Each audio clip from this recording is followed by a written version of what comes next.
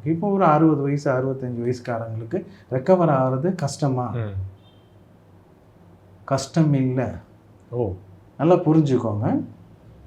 யாரெல்லாம் இந்த மருந்து ட்ரக்ஸுன்னு போதை எடுத்து இந்த பிபியை கண்ட்ரோல் பண்ணியிருக்காங்களோ அவங்களுக்கு தான் கஷ்டம். புரியுதுங்களா? அது 40 வயசாக இருந்தாலும் கஷ்டம்தான். ஒரு 5 வருஷத்துக்கு மேலே 15 வருஷமாக மருந்து மாத்திரை எடுக்கிறவங்களுக்கு கஷ்டம்தான். இப்போ வர கேஸ் எல்லாம் 50 60க்கு அப்புறமா தான் ஸ்ட்ரோக் வருது. அவங்களுக்கு அவங்க 10 வருஷத்துக்கு மேலே கன்சியூம் பண்ணியிருந்தாலே கஷ்டம். ஏன்னா அவங்களால முடியாது. ஏன்னா இப்போ நல்லா புரிஞ்சுக்கோங்க, ஸ்ட்ரோக் எதனால் வந்துச்சுன்னு நான் சொன்னேன், ஆக்சிஜன் சப்ளை இல்லாதனால. ரத்தத்தில் ஆக்சிஜன் சப்ளை இல்லை.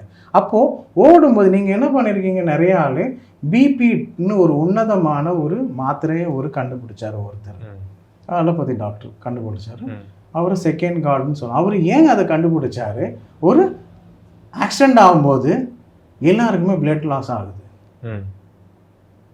அப்போ அவன் அந்த உயிரை காப்பாற்ற முடியல.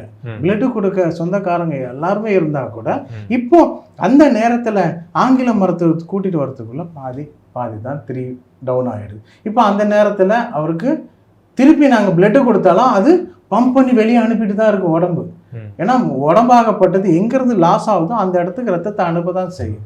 இதை காரணம் காட்டி தான் அவர் அந்த பிபி மருந்து உடனே பிபி டேப்லெட்ஸ் எதாவது கொடுத்து அந்த ஃப்ளோவை ஸ்லோ பண்ணுவாங்க, அந்த ப்ரெஷரை ஸ்லோ பண்ணுவாங்க. இந்த ஒரு உன்னத காரணத்துக்காக தான் அதை கண்டுபிடிச்சாங்க அலோபதி.